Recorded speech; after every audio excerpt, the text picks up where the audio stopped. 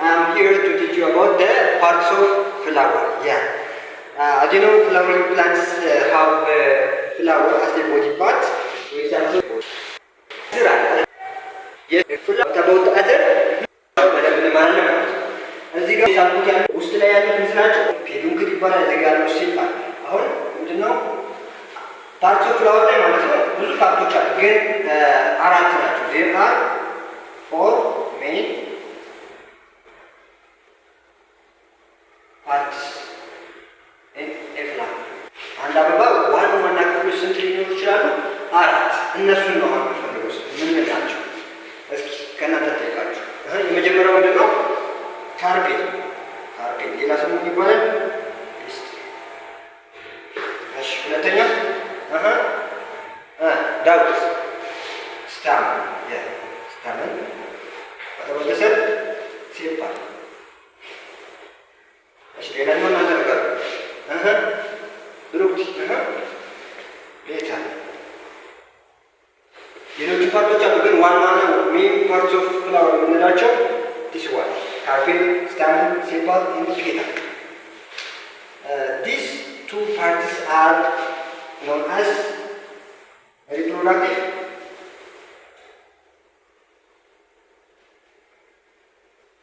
parts.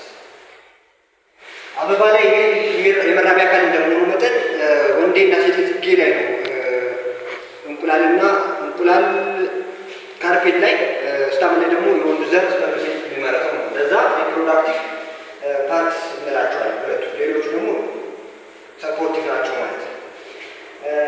እቺ ለብቻዋ እንደዚህ አይነት ቅርጽ ያላት እቺ በአጠቃላይ ካርፔት ትባላለች። ካርፔት ሶስት ፓርቶች አሉት። ይሄ ከዚህ በላይ ያለው ይሄኛው ሶስቱ። ይሄኛው ይባላል ባለፈው እንደተማራችሁት ይባላል ኦቫሪ ይባላል። የኛው ይባላል ስታይ። ይቺኛው ምን ትባላለች? ያ ስቲግማ። ስለዚህ ካርፔል የሚባለው ይሄን አጠቃላይ ካርፔል የሚባለው ይሄ ሲሊክ እዚህ ውስጥ ያለው ሶስት ፓርቶች አሉት ማለት ነው። ወደ ወንዴው ስንመጣ ደግሞ እዚህ ጋር ያሉት ይሄ ይከበቡት ነው። ይሄ ለብቻው ምን ይባላል? በአንድ ላይ ስታመን ይባላል። ስታመን ደግሞ ስንት ክፍሎች አሉት? እዚህ ጋር ያለችው እቺ ከላይ ያለችው እቺ እና ይሄ ከተዘንግ ነገሩ ዛሬ ይባላል ማለት ነው። ይሄኛው ብናኛ ካፊ ይባላል። ይሄ አንዘር ነው። እሺ እዚህ ጋር ሲያለ ስታይል አይደለም ሌላ ተማሪ ፊላመንት። እሺ አንዘር ሲደመር ፊላመንት ስታመን ይባላል ማለት ነው የወንዴ ክፍል። ስለዚህ ካርፔል የሚባለው ስቲግማ ይላል፣ ስታይል፣ ሌላስ ኦቫር። ስቲግማ ምንድነው ስራው? ወንድ የሚመጣ ፖለን ነው። እዚህ ፖለኖች ወንድ ዘር ማለት ነው እዚህ ይፈጠራል። ውስጥ አንዘር ውስጥ የአንዘር ተግባር እነሱ መፍጠር።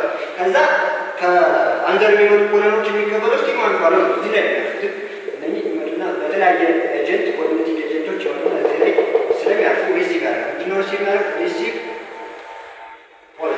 ፖለን ይቀበላል። ከየት የመጣ? that comes from what?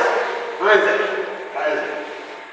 እዚህ ላይ ካደረገ በኋላ እነኚህ ፖለኖቹ ቀጥታ ጀነሬት የሆኑና ፖለንቲው ነው የሚሰሩት። ምክንያቱም ይሄ ዝግ ነው፣ ስታይል ውስጥ ያሉ ዝግ ስለሆነ እንቁላሎች ደግሞ እዚህ ጋር ያሉት እንቁላሎቹ ጋር መድረስ አለበት። እንደዚህ እንቁላሎች ካለበት ድረስ እንደዚህ ያርጋል ፖለንቲው ወደ ፖለኑ ማለት ነው። ከዛ በዚህ ስፐርም ሴሎች ይመጡና እዚህ እንቁላሉ ያለበት ቦታ ይደርሳሉ። ከዛ ኦቪል ውስጥ ማለት ነው። ይሄ ኦቪል ውስጥ እንቁላሉ በፊት ተፈጥሮ ነበረ።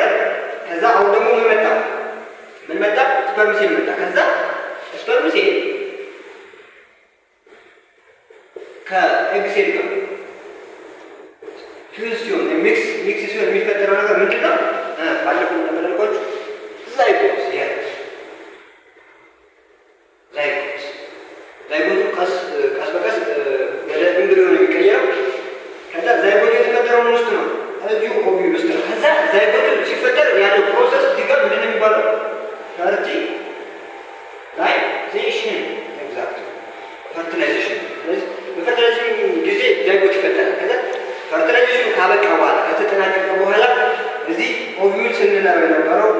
ኦቪሎች እዚህ ጋር ደግሞ ኦቫሪ ይሄ ኦቪሉን ያካተተው ውጭ ያለው በሙሉ ኦቫሪ ነው የሚባሉ ሁለቱ ነገሮች ይቀየራሉ። ምን የሚቀየረው ነገር አንዱ ኦቪዩልና ኦቫሪ ሁለቱ ነገሮች ይቀየራሉ። These two parts of the female parts will be changed after የሚቀየሩ ናቸው። ኦቪል ወደ ምን የሚቀየር ይመስላችኋል? ኦቪል ወደ ምን የሚቀየረው? ወደ ሲድ ኦቫሪስ ወደ ፍሩት ትክክል ወደ ፍሩት የሚቀየረው። ስለዚህ ይሄ ቀጥታ ራሱ ሃርደን እና ፍሩት ይሆናል። ውስጥ ያለው ደግሞ ራስ ይሄ ኦቪል የነበረው ሲድ ነው የሚሆነው። ዛይጎቱ ሰው ወደ ኢምብሪዮ ተቀይሮ ውስጥ አለ። ለዛ የሚያድገው ነገር ማለት ነው። ከዛ ምግብ አለ ለመስመር እሱን በስንት ጊዜ ነው የሚፈጠረው? እንደስበር ነው የሚወስዳል። የዘር ክፍሎች ሶስት ናቸው እና በዛ ጊዜ የተፈጠሩ ናቸው። ስለዚህ እነኚህ እዛው ኦቫሪ ውስጥ ነው የሚቀየሩት። ለዛ ነው በፍሩት ውስጥ እኮ ዘር የምናገኘው ለዛ ነው ሲፈጠሩ በዛ መልክ ነው የሚፈጠረው። ስለዚህ ፍሩት ውስጥ አሁን ለምሳሌ የብርቱካን ፍሬ ውስጡ ዘር ታገኛለች። ስለዚህ ኦቫሪው ወደ ፍሩት ስለተቀየረ ውስጥ ያሉ ዘሮች ደግሞ ኦቫሪ ውስጥ ኦቪሎች ነበሩ። እነኚህ ኦቪሎች ወደ ሲድ ስለሚቀየሩ ስለዚህ ሲድ ይሆናል በቀጥታ ማለት ነው። ስለዚህ ዓላማው የዚህ የፍላወር ያበበበት ምክንያት ዘር ለመፍጠር ነው። ዘር ከፈጠረ በኋላ ብዙ ዘር ሲፈጠር ከዛ አፈር ውስጥ ስንዘራው በተለያዩ ምክንያት ሲሄድ ይበቅልና ብዙ እጽዋት ይሆናል፣ ይራባሉ። ዓላማው መራባት ነው። ለዛ ነው አበባ የመራቢያ ከለር ነው። ስለዚህ ዋናው አበባው ዓላማ ዘር መፍጠር ነው። ስለዚህ ዘር እና ፍሬ ይፈጠራል ማለት ነው። ስለዚህ ዘሩ ከተፈጠረ በኋላ እነኚህ ይከስማሉ። አበባ ይከስማል፣ ፍሬ ያብባል፣ ፍሬ ይወጣል ማለት ነው። ስለዚህ አበባ ያብባል። አሁን ፕሮሰሶቹን ላስታውሳችሁ። መጀመሪያ ይሄ መተውሪ ሲዱ አድጎ ማቹር ሲሆን ነው አበባ አበበ ማቹር ሆነ። ከዛ እነኚህ ቀስ በቀስ ሲሆኑ ክፍሎች ያድጋሉ።